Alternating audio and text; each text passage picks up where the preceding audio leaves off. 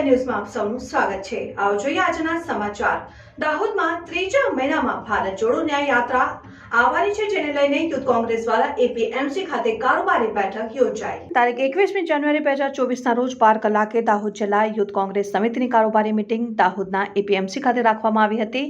આ મીટિંગમાં ભારત જોડો ન્યાય યાત્રા દાહોદમાં ત્રીજા મહિનામાં આવવાની છે અને યાત્રાનું આયોજન અને દાહોદ જિલ્લાના કયા રૂટો પર યાત્રા પસાર થશે અને યાત્રાને સફળ બનાવવા માટે દાહોદ જિલ્લા યુથ કોંગ્રેસની કારોબારી બેઠક યોજાઈ। જે બેઠકમાં દાહોદ જિલ્લા પ્રમુખ હર્ષદભાઈ નીનામા, પૂર્વ સાંસદ પ્રભાબેન તાવ્યાડ, વિરોધ પક્ષના નેતા કિરીટભાઈ પટેલ, પૂર્વ પ્રમુખ કિશોર તાવ્યાડ, जिला सभ्य शैलेश नीनामा, पूर्व प्रमुख महेशभाई बपेरिया, एलटी सेल प्रमुख मुकेश डामोर, यूथ कांग्रेस समितिना प्रमुख संजयभाई उपस्थित रहा हता।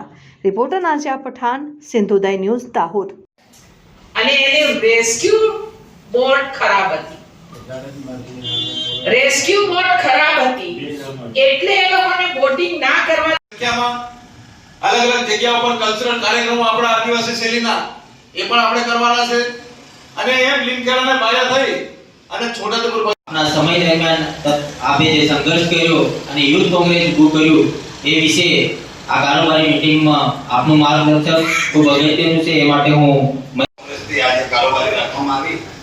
કારોબારીમાં એટલે ઉપસ્થિત આપણા દાહોદ જિલ્લા કોંગ્રેસ સમિતિના પ્રમુખભાઈ હર્ષદભાઈ નીનામા, માજી सांसद અને श्री मोइनुद्दीन काजी, पूर्व जिला युवा कांग्रेसना प्रमुख भाई श्री महेशभाई, अपना आदिवासी विभागना दाहोद जिल्लाना प्रमुख भाई श्री मुकेशभाई,